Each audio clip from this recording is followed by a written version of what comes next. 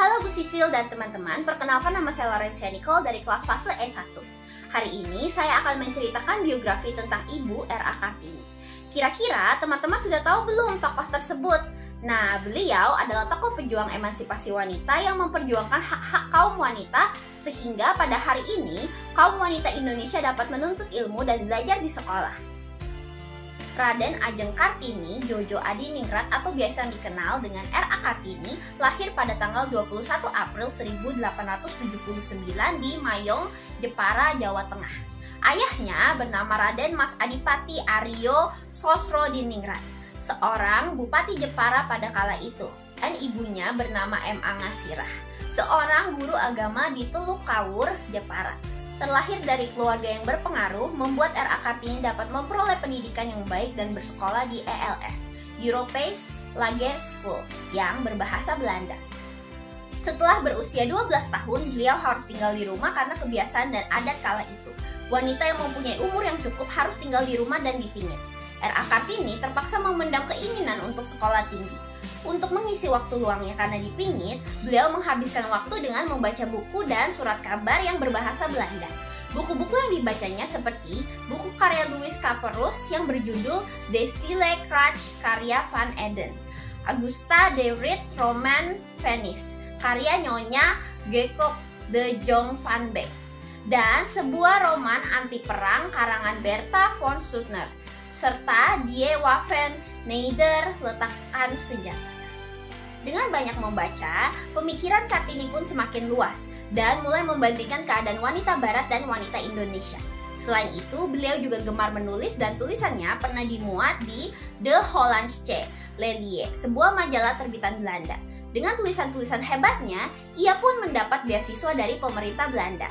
Dari kegemarannya membaca dan menulis, R.A. Kartini mulai tertarik untuk memajukan perempuan pribumi dari faktor pendidikan, yaitu dengan mendirikan sekolah bagi gadis-gadis di Jepara. Meskipun pada saat itu muridnya hanya berjumlah 9 orang yang terdiri dari kerabat atau keluarga, R.A. Kartini merasa kedudukan wanita pribumi masih tertinggal jauh atau masih memiliki status sosial yang cukup rendah. Selain itu, beliau juga menaruh perhatian pada masalah sosial yang terjadi, karena wanita perlu memperoleh persamaan, kebebasan, otonomi, serta kesetaraan hukum sehingga tidak ada diskriminasi jenis kelamin antara pria dan wanita. Cita-cita mulianya adalah melihat perempuan pribumi dapat menuntut ilmu dan belajar seperti halnya sekarang ini, dan mengharapkan persamaan hak dan kewajiban antara pria dan wanita, yang disampaikan melalui surat untuk teman-temannya di Belanda dan sahabat yang banyak mendukungnya. Rosa A.B. Danon. Setelah itu, atas keputusan dan pilihan ayahnya, R.A. Kartini pun menikah dengan K.R.M. Adipati Aryo Singri Jojo Adhiningrat, seorang bupati Rembang. R.A. Kartini memiliki suami yang mengerti keinginan dan cita-citanya sehingga memberi kebebasan dan mendukung mendirikan sekolah wanita di sebelah timur pintu gerbang kompleks kantor Kabupaten Rembang, atau sekarang dikenal dengan Gedung Pramuka. Dari pernikahannya, Kartini mempunyai seorang anak laki-laki yang bernama Sosalit Jojo Diningrat, yang lahir pada tanggal 13 September 1904. Namun, beberapa hari setelah melahirkan, yaitu pada tanggal 17 September 1904, beliau meninggal pada usia 25 tahun dan dimakamkan di Desa Bulu, Kecamatan Bulu, Rembang.